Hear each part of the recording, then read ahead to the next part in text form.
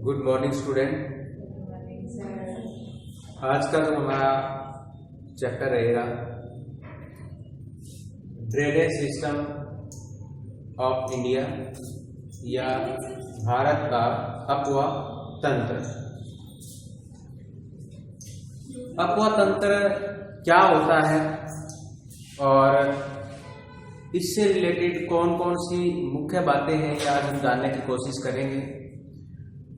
तो सबसे पहले हम ये जानें कि अपवा तंत्र क्या होता है। तो सबसे पहले हमें ड्रेनेज के बारे में जानना होगा, कैचमेंट एरिया के बारे में जानना होगा कि वो चीजें क्या है।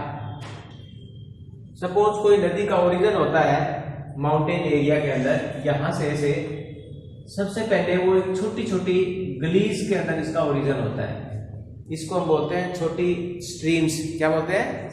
स्ट्रीम्स, छोटी नदी वाहिकाएं जिसको हम बोलते हैं। इन स्ट्रीम्स को मिलने के बाद में ये जब छोटी छोटी स्ट्रीम आपस में मिल जाती है तो एक बड़ी स्ट्रीम बनती है। फिर इधर से और जो है स्ट्रीम आती है और एक मेन रिवर का ओरिजिन होता है। जो मुख्य नदी है वो ऐसे नहीं है जो प्लेन एरिया के अंदर फ्लो करती है। जो प्लेन एरिया के अंदर जो बहती जो नदी है, इस प्रकार की नदी जहां पर उसका ओरिजिन होता है वैसी नहीं होती है। उसमें और दूसरी छोटी छोटी नदियां जिसको हम ट्रिब्यूटरीज बोलते हैं, वो नदियां आकर जो इसमें मिलती हैं। फिर जाकर एक नदी का जो आकार बड़ा होता है, उसकी लंबाई ज्यादा हो जाती है और उसमें पानी का जो फ्लो है या फ्लो ऑफ वाटर है वो ज्यादा होता है। तो सबसे पहले हम बात करते हैं कि नदी का जो ओरिजिन होता है इस प्रकार से, इसको हम बोलते हैं एक बेसिन। क्या बोलते हैं? एक बेसिन। यानी कि एक नदी, एक मुख्य नदी और उसकी सहायक नदियां मिलकर एक बनाती है ड्रेनेज बेसिन।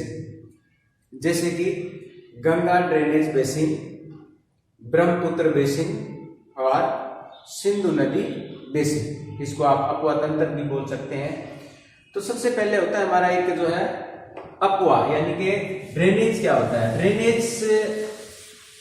हम यदि बात करें कि एक रिवर जहां से फ्लो करती है, ए डिफाइंड एरिया और a defined channel from where a river flow is called a drainage. यानी कि जो अपवा है इसका मतलब क्या है कि मान लीजिए ये यहाँ पर एक नदी है, जहां से ये नदी फ्लो कर रही है या जिस चैनल से वो फ्लो कर रही है उसको हम क्या बोलते हैं?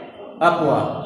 और इस प्रकार का जो सिस्टम होता है अपवा का, यानी कि द सिस्टम ऑफ ड्रेनेज, इसको हम क्या बोलेंगे? ड्रेनेज सिस्टम या अपवा तंत्र। अपवा तंत्र के अंदर क्या बहुत सारी नदियां होती है, छोटी बड़ी मिलकर जो है उस पूरे के पूरे एरिया को ड्रेनेज सिस्टम बनाती है।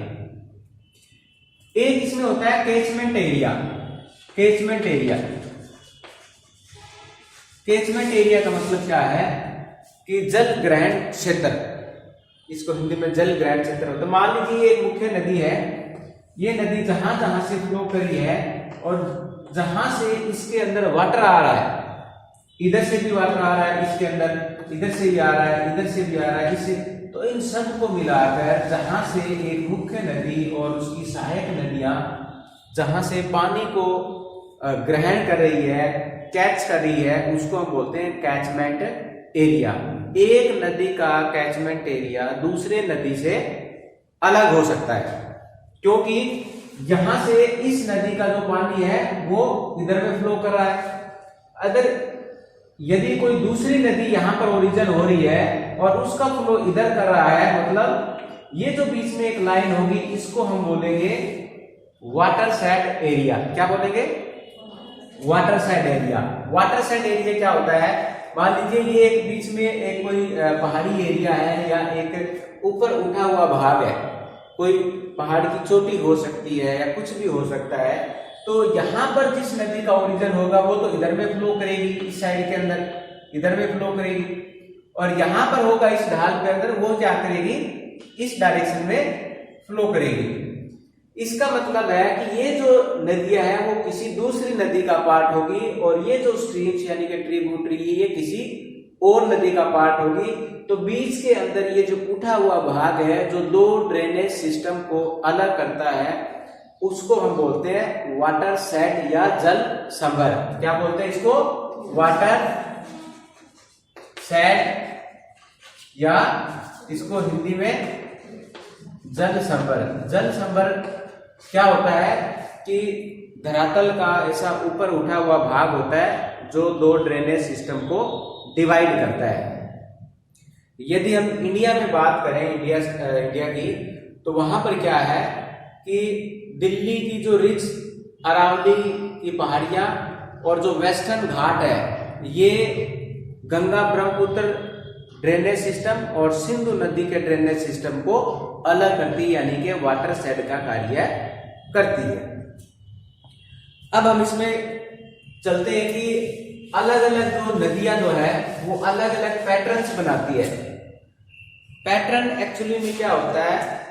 तो पैटर्न्स होता है वो जिस स्लोप के ऊपर, जिस ढाल के ऊपर या जिस धरातल के ऊपर वो फ्लो कर रही है वो धरातल के ऊपर डिपेंड करता है, यानी कि the pattern of a river is the outcome of the relief structure. हमारा जिस प्रकार का धरातल होगा, जिस प्रकार की ढाल होगी, उसी के अकॉर्डिंग उसके ऊपर पैटर्न बनेगा। फॉर एग्जाम्पल के लिए जैसे हम बात करते हैं, एक है इस प्रकार का पैटर्न हमें देखने को मिलता है। ये जो पैटर्न है इसको हम बोलते हैं डेंटेट्रिक पैटर्न, यानी कि ध्रुव आकृति, वृक्ष आकृति, पेड़ के आकार की, जिसके अंदर जिस प्रकार से पेड़ का तना होता है, मान लीजिए मुख्य पेड़ का तना है और ये इसकी अलग अलग क्या है, ब्रांच है, शाखाएं हैं। ये शाखाएं इस प्रकार से, ये वाली शाखा हो गई, ये शाखा हो गई, ये हो गई, और इनके उसके शाखा की भी दूसरी और छोटी छोटी शाखाएं होती है ना। इस प्रकार से जो नदियां हैं वो भी इसी प्रकार का पैटर्न्स बनाती है। पहाड़ी एरिया के अंदर जब किसी नदी का ओरिजिन होता है तो वो छोटी छोटी स्ट्रीम्स या गली के रूप में होता है, फिर वो दूसरी नदी में मिलती है, फिर वो मिलकर जो है एक तीसरी नदी बनाती है, फिर धीरे धीरे क्या एक मेन रिवर का ओरिजिन होता है। इनको कई बार first order, second order, third order की स्ट्रीम बोला जाता है। फर्स्ट ऑर्डर का मतलब है ये वाली और ये वाली फर्स्ट ऑर्डर, जहां फर्स्ट मिलेगी वहां सेकंड, जहां सेकंड मिलेंगे वहां पर थर्ड ऑर्डर की स्ट्रीम। तो इस प्रकार का जो डेंटेट्रिक पैटर्न है, ध्रुवाकृति, वृक्षाकृति है, वो कौन बनाती है? इंडस नदी, यानी कि सिंधु नदी। कौन बनाती है? सिंधु नदी। दूसरा क्या है जो पैटर्न है वो हमारा है सेंट्रीपिटल, यानी कि अभिकेंद्री, जिसको हम बोलते हैं। क्या बोलते हैं? अभिकेंद्री। हिंदी में इसको अभिकेंद्री बोलते हैं। अभिकेंद्री, ठीक है, अभिकेंद्री। इसका मतलब क्या है अभिकेंद्री का? कि जब नदियां चारों दिशाओं से अलग अलग डायरेक्शन से आकर किसी एक जगह मर्ज हो जाती है, मिक्स हो जाती है, मतलब पानी देखिए यहां से नदी आ रही है और ये यहां इस झील में गिर रही है, इधर से आ रही है, ये भी इस झील के अंदर गिरी है, इधर से आ रही है, ये भी। तो इसका मतलब क्या है कि जब चारों दिशाओं से नदियां आकर एक ही जगह पर अपना पानी डालती है, डिस्चार्ज करती है, इस प्रकार का जो पैटर्न होता है उसको हम सेंट्रीपिटल और अभिकेंद्री बोलते हैं। इस प्रकार का जो पैटर्न हमें देखने को मिलता है सांबर, यानी राजस्थान के अंदर लेक है एक सांबर, वहां की जो सीजनल नदियां है, सीजनल का मतलब है उनको वर्षा ऋतु के टाइम में ही जल मिल पाता है। They get water during the rainy seasons, और इस प्रकार से वो जब रेनफॉल आती है तो चारों दिशाओं से पानी आकर उस सांबर लेक के अंदर मिक्सअप हो जाता है। तो वहां पर जो हमें पैटर्न देखने को मिलता है वो है सेंट्रीपिटल। इस प्रकार से एक पैटर्न और बनता है जिसको हम बोलते हैं पैरेलल, यानी कि समानांतर। समानांतर मतलब क्या है कि एक जो मुख्य नदी होती है हमारी, एक नदी जो इस तरह से फ्लो करती है, ठीक है, बाकी उसकी जितनी भी जो ट्रिब्यूटरीज है वो पैरेलल उसके आकर मिलती है, मतलब यहां से भी आ गई, इधर से भी आ गई, इधर से भी आ गई। आप यदि इंडिया के अंदर गंगा नदी का सिस्टम देखते हैं तो गंगा नदी के जब वो प्लेन में एंटर करती है तो उधर से फिर घाघरा, गोमती, गंडक, कोसी, ये सारी की सारी जो नदियां हैं वो उसको एक दूसरे के समांतर आकर मिलती है। तो इस प्रकार का जो पैटर्न हमें देखने को मिलता है उसको हम बोलते हैं पैरेलल या समानांतर नदी प्रतिरूप, और ये है हमारा उदाहरण इसका गंगा नदी का प्रतिरूप। ठीक है, इस प्रकार से दूसरा हमारा इसके अंदर है रेडियल। रेडियल ये सेंट्रीपिटल का अपोजिट है। ठीक है, यहां पर यदि हम बात करें, इसमें क्या होता है कि ये एक जैसे कि आपका जो टायर होता है, टायर जो साइकिल का टायर होता है, उसके अलग अलग जो एरोज होती है, ठीक है, तिलियां होती है, वो बीच में से निकल बाहर की तरफ फ्लो करते हैं ना ऐसे। तो यहाँ पर भी क्या होता है, जब किसी नदी का सोर्स एक ही हो, यानी कि अलग अलग नदियों का एक ही सोर्स हो जहां से वो निकलती है, इस प्रकार यदि हम देखते हैं तो यहां से मतलब कोई पीक है, वहां से नदी इधर भी फ्लो करी है, इधर फ्लो करी है, इधर फ्लो करी है, इधर फ्लो करी है, यहाँ फ्लो करी है, यानी कि किसी एक सोर्स से निकल वो चारों दिशाओं के अंदर फ्लो करी है। इस प्रकार का पैटर्न हमें देखने को मिलता है, उसको हम बोलते हैं रेडियल पैटर्न। यानी कि नर्मदा जो रिवर सिस्टम है ये, या अमरकंटक के अंदर जो जिन नदियों का ओरिजिन होता है, वो सारी की सारी चारों दिशाओं के अंदर फ्लो करती है, क्योंकि उनका सोर्स एक ही है। इसके बाद में हमें देखने को मिलता है रेक्टेंगुलर। ठीक है, इस प्रकार का जो पैटर्न है, इसके अंदर क्या होता है कि एक जो मुख्य नदी होती है वो और उसकी जो सहायक नदियां होती है, दोनों आपस में जो है एक दूसरे को समांतर, मतलब उस पर 90 डिग्री के ऊपर मिक्सअप होती है। देखिए यहाँ पर ये इधर हो रही है, इधर भी हो रही है, दूसरी डायरेक्शन से। तो इस प्रकार का जो पैटर्न बनता है उसको हम बोलते हैं रेक्टेंगुलर पैटर्न। तो इस प्रकार का जो पैटर्न हमें ज्यादातर साउथ इंडिया के अंदर देखने को मिलता है, प्लेट्यू के ऊपर देखने को मिलता है। तो ये कुछ थे patterns, drainage system in India के अंदर कुछ पैटर्न्स हमने समझे कि कौन कौन से पैटर्न्स उसके अंदर होते हैं, जिसमें ध्रुवाकृति है, ठीक है, अभिकेंद्री है, या इसमें पैरेलल है, और रेडियल, अरिय जिसको हम बोलते हैं। अब हम बात करते हैं इसके अंदर कि भारत का जो ड्रेनेज सिस्टम है उसको हम कितने भाग के अंदर डिवाइड कर सकते हैं, उसकी कैटेगरी हम क्या कर सकते हैं, उसका क्लासिफिकेशन की यदि हम बात करें कि इंडियन ड्रेनेज सिस्टम का जो क्लासिफिकेशन है उसको हम अलग अलग आधारों के ऊपर बांट सकते हैं।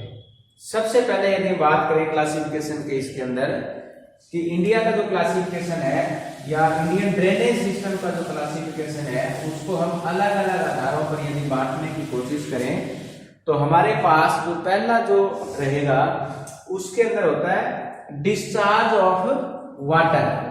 डिस्चार्ज ऑफ वाटर का मतलब होता है कि भारत की जितनी भी नदियां हैं वो अपना जल कहाँ डाल रही है या कौन सी खाड़ी या समुद्र के अंदर डाल रही है, उस आधार पर हम बात करें तो भारत के नदी तंत्र को दो पार्ट्स के अंदर डिवाइड कर सकते हैं डिस्चार्ज ऑफ वाटर के आधार पर। तो पहला इसमें है बंगाल की खाड़ी में गिरने वाली, ठीक है, कौन सी है, बे ऑफ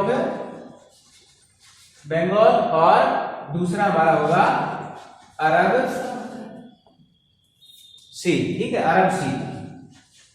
अरब सी सिस्टम और बे ऑफ बंगाल सिस्टम। यानी कि भारत की नदियां हैं, या तो वो बंगाल की खाड़ी में अपना जल डालती है या वो कहां डालती है, अरब सागर के अंदर। तो इस आधार पर यदि हम बात करें डिस्चार्ज ऑफ वाटर के आधार पर बात करें तो भारत को हम दो कैटेगरी के अंदर डिवाइड कर सकते हैं, जिसमें एक तो है बंगाल की खाड़ी में गिरने वाली नदियां और दूसरी है अरब सागर में गिरने वाली नदियां। The river which discharge their water into the Bay of Bengal और the river which discharge their water into the Arabian sea. तो यदि हम बात करते हैं इसके अंदर तो भारत का लगभग 77% जो वाटर डिस्चार्ज होता है अलग अलग नदियों से वो किसमें जाता है, बे ऑफ बंगाल के अंदर, ठीक है, बंगाल की खाड़ी के अंदर। दूसरा जाता है 23% किसमें, अरब सागर के अंदर। यदि हम बात करें इसके अंदर अरब सागर के अंदर या बंगाल की खाड़ी की बात करें तो यहाँ पर देखिए बंगाल की खाड़ी में ज्यादातर हमारी जो गंगा और उसकी सहायक नदियां घाघरा, गोमती, गंडक, कोसी, चंबल, बेतवा, केन और ब्रह्मपुत्र और उसकी सहायक नदियां। इसके साथ साथ में दक्षिणी भारत की मुख्य नदियां जैसे महानदी, गोदावरी, कृष्णा, कावेरी, ये सारी की सारी नदियां जो है अपना जल किसमें डालती है? बंगाल की खाड़ी में। दूसरी जो इसके अंदर रिवर सिस्टम आता है इंडस और उसकी सहायक नदियां, यानी कि सिंधु और उसकी सहायक नदियां। साथ साथ में इसमें हमारी लूनी, साबरमती, ये तो हालांकि सीजनल नदी है, फिर भी रेनी सीजन के अंदर अपना जल ये अरेबियन सी के अंदर डालती है। और साथ साथ में इसमें नर्मदा होगी, ताप्ती होगी, ये जो नदियां हैं, या पश्चिमी घाट में वो छोटी छोटी नदियां जिनका ओरिजिन पश्चिमी घाट के अंदर होता है, वेस्टर्न घाट के अंदर होता है, वो अपना जल किसमें डालती है? बंगाल की और उसमें अरब सागर के अंदर।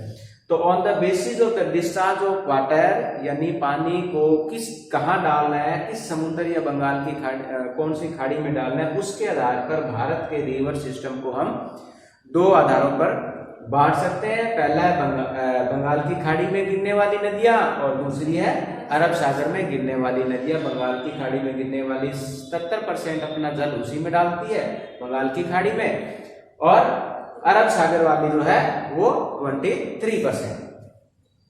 अब इसके अंदर जो दूसरा क्लासिफिकेशन है वो है साइज ऑफ वाटर शेड। अभी मैंने आपको बताया था कि वाटर शेड क्या होता है।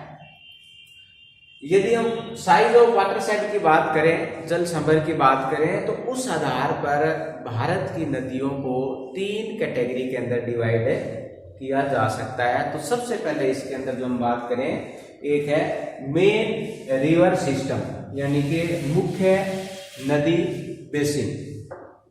पहला इसके अंदर है मेन या मेजर रिवर सिस्टम, ठीक है।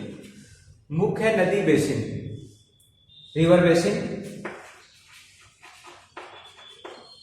वो कौन सी होती है? इसके अंदर वो नदियां आती है जिनका जल ग्रहण क्षेत्र, यानी कि जो वाटर शेड या कैचमेंट जो एरिया होता है, more than 20,000 square kilometre.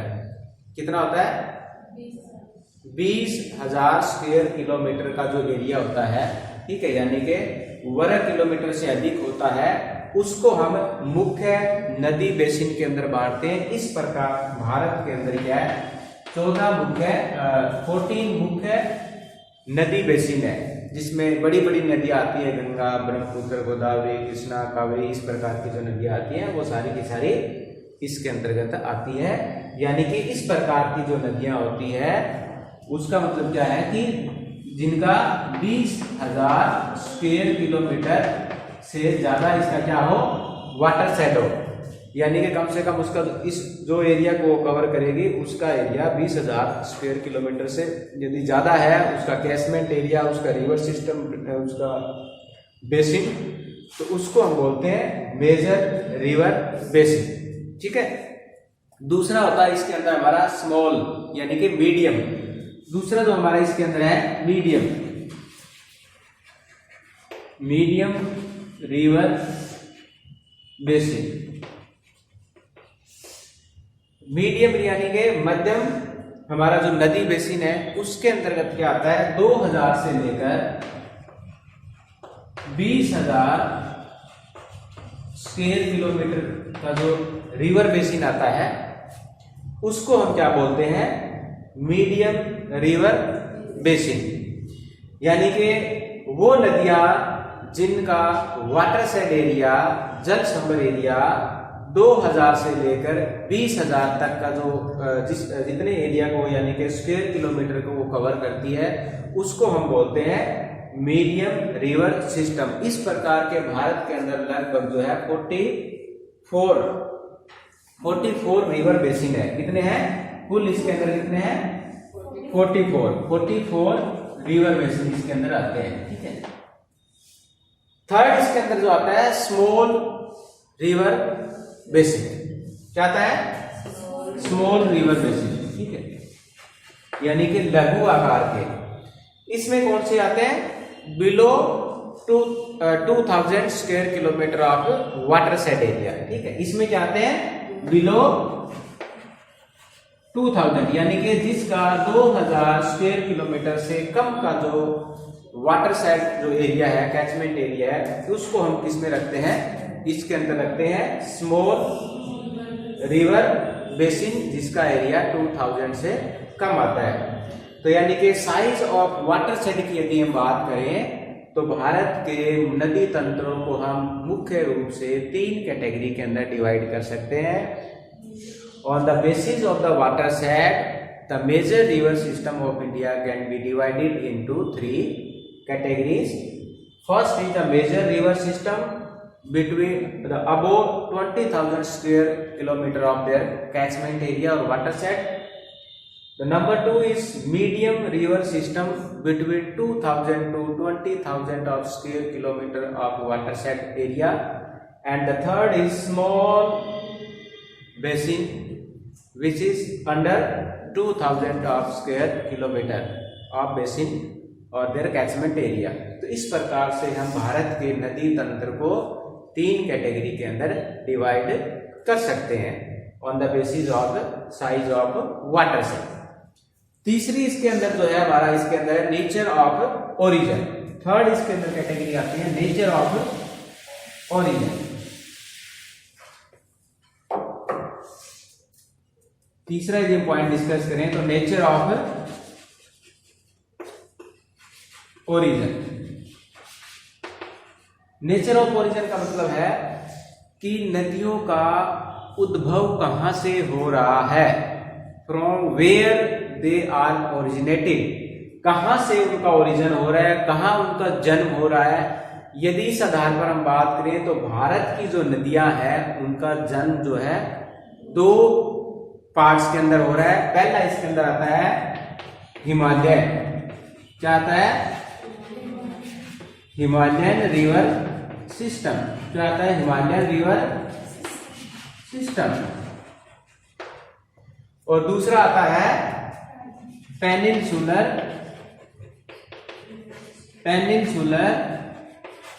River system, peninsular river system. यानी कि पहला जो यदि हम ओरिजिन के आधार पर बात करें तो इंडियन जो रिवर सिस्टम है, एक तो वो है जो हिमालय के अंदर उनका ओरिजिन होता है, हिमालय के अंदर जिनका ओरिजिन होता है। फॉर एग्जांपल के लिए सिंधु और उसकी सहायक नदियां, इंडस एंड देयर ट्रिब्यूटरीज। दूसरा जो हमारा है Ganga and it's tributaries. Third इसके अंदर आता है ब्रह्मपुत्र एंड इट्स ट्रिब्यूटरीज।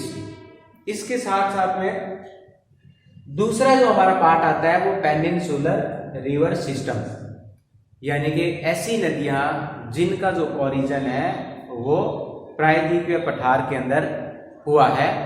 उसके अंदर यदि हम बात करें तो उसमें आती है हमारी नर्मदा, तापी, जो कि वेस्ट की तरफ फ्लो कर रही है। बाकी महानदी, गोदावरी, कृष्णा, कावेरी, चंबल, केन, सोन, बेतवा, ये सारी की सारी जो नदियां हैं इनका ओरिजिन कहाँ हो रहा है, पेनिनसुलर प्लेट्यू के अंदर हो रहा है। तो इस प्रकार से नेचर ऑफ ओरिजिन की हम बात करें तो भारत की नदियों को 2 कैटेगरी के अंदर डिवाइड किया जा सकता है, हिमालय रिवर सिस्टम जिसमें सिंधु, गंगा, ब्रह्मपुत्र, और पेनिनसुलर रिवर सिस्टम जिसके अंदर महानदी, गोदावरी, कृष्णा, नर्मदा और तापी आदि नदियां आती है।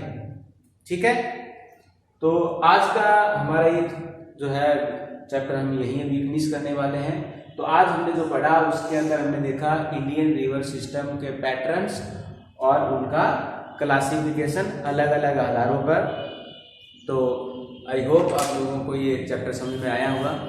Okay, thank you.